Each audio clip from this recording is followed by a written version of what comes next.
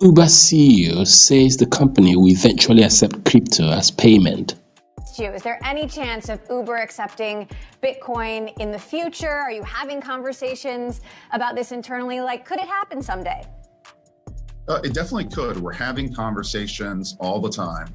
I think right now what we see with Bitcoin and some of the other cryptos that they are quite valuable as a store of value.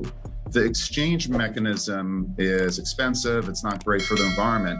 As the exchange mechanism becomes less expensive, becomes more environmentally friendly, I think you will see us lean into crypto a little bit more. So we're absolutely watching it. And if you say, is Uber going to accept crypto in the future? Absolutely, at some point. This isn't the right point, but we will.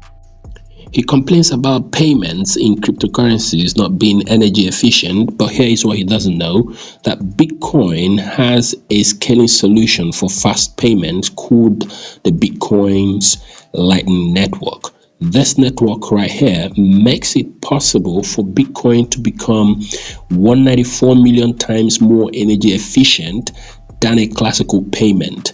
So there is no competing between Bitcoin and traditional payment systems like the use of Visa cards. In another developing story, Saylor's MicroStrategy announces second quarter 2023 financial results, now hold 152,800 Bitcoins in total.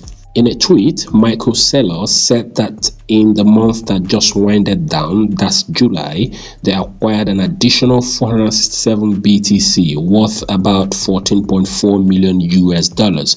They now hold 152,800 Bitcoins, as I said earlier. In another news, according to this report on Bloomberg, Blackrock is being investigated by US lawmakers over China investment. As you can see right here, BlackRock is being accused of investing in blacklisted Chinese companies. You mentioned smart capital. The more that I dig into this, senior Democrats in the Biden administration, senior Republicans from the Trump administration have all mentioned to me with alarm this issue of American financiers, private equity, big banks. They mention Sequoia Capital all the time, Blackrock. These are Americans who've gotten super rich.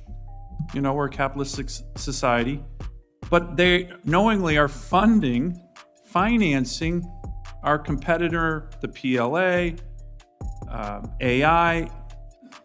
They've funded the rise of China. This is a concern I'm hearing about all the time. Can you talk about these firms, others, and what we should do to stop it? China doesn't have this problem. They don't have billionaire Chinese funding us, but we have this problem. And I'm going to start naming names. It's unpatriotic. It's a real problem. I'm hearing it from Democrats and Republicans. Can you unpack that a little bit more? How damaging are these American companies to American interests?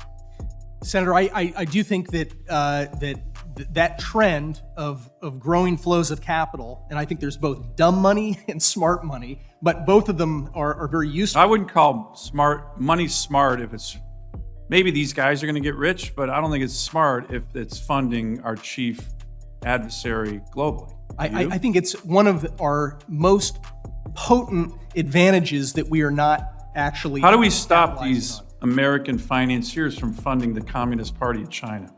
I think that congressional oversight of the Treasury Department, hard oversight, riding them hard to expand, like I said, by orders of magnitude, the blacklist of companies that Americans are allowed to invest in China is one.